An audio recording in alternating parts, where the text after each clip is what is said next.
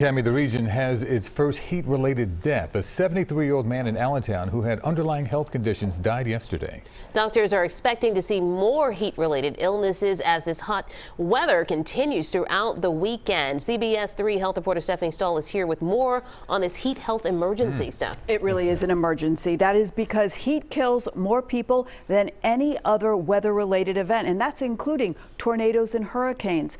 Doctors say that's why people need to be extra careful this weekend. Philly is baking. Prolonged heat in the city makes hot temperatures scorching.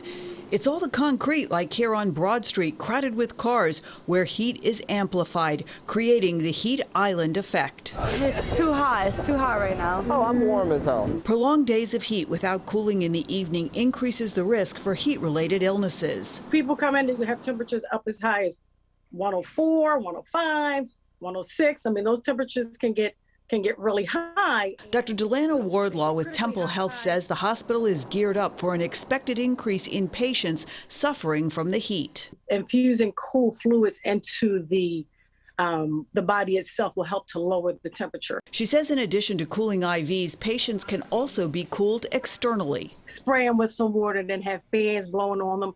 Also using ice packs or cooling blankets. The Philadelphia Heat Line will be operating over the weekend to help people struggling to find relief. This is brutal. This is just too much. I don't have a pool, so I just gotta go inside and get in the tub and put the ice cubes in the tub, but this is not my kind of weather. Talk about suffering in the heat. It's especially tough for people who have to work outside. Staying hydrated is critical. Doctors say any prolonged time in the heat can turn dangerous, especially for people at high risk. Elderly, they may not be aware of the changes that are going on in their body, and the same with people who may be experiencing some mental health conditions. They may not be aware of the changes.